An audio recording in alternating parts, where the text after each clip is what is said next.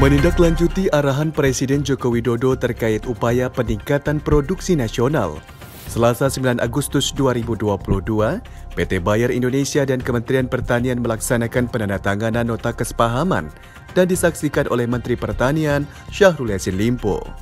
Nota kesepahaman berisikan komitmen untuk pembangunan sinergi melalui pemberdayaan masyarakat pertanian dalam mendukung percepatan peningkatan produktivitas pertanian di Indonesia. Ruang lingkup nota kesepahaman ini meliputi pengabdian dan pemberdayaan masyarakat melalui program-program terapan di bidang pertanian, peningkatan kapasitas sumber daya manusia, peningkatan produktivitas dan produksi pertanian melalui dukungan sarana dan prasarana pertanian, penumbuhan dan pengembangan jejaring kemitraan usaha dan pemasaran, monitoring dan evaluasi pelaksanaan kerjasama, dan kegiatan penunjang lainnya. Sektor pertanian merupakan salah satu prioritas pengembangan oleh pemerintah, mengingat perannya sebagai penopang terbesar ketiga bagi perekonomian Indonesia. Data Badan Pusat Statistik terbaru menyebutkan pada triwulan kedua 2022, kontribusi sektor pertanian pada produk domestik bruto atau PDB mencapai 12,98%. Produksi jagung sebagai salah satu komoditi pertanian juga tengah menjadi perhatian pemerintah. Pada awal Agustus ini, pemerintah bahkan menyiapkan langkah perluasan lahan tanam jagung sebanyak 141.000 hektar dan penggunaan bibit unggul seperti hibrida dan bioteknologi. Mentan mengatakan kerjasama yang terjalin harus diwujudkan dengan cara yang cepat dan cermat. Dunia memanggil, Indonesia memanggil Bayer untuk bersama-sama menghadapi tantangan yang tidak biasa ini.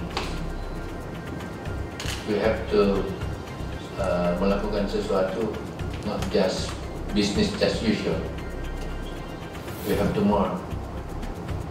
Dan Kementerian Pertanian tentu dengan ajakan dengan MOU ini akan sangat serius. Tawarannya adalah kerjasama yang baik. Dan saya jamin tidak akan merugikan Bayer. Better Life Farming merupakan program pemberdayaan berkelanjutan yang diinisiasi Bayer untuk meningkatkan sektor pertanian sekaligus menaikkan kesejahteraan petani Indonesia. Model Better Life Farming diterapkan melalui 3 pendekatan utama, yaitu kemitraan dengan pelaku bisnis di sepanjang rantai nilai, pengembangan ekosistem pendukung bisnis pertanian melalui pembentukan One Stop Solution Center bagi petani sebagai penggerak ekonomi desa, serta pemberdayaan petani melalui akses kepada teknologi pertanian mutakhir.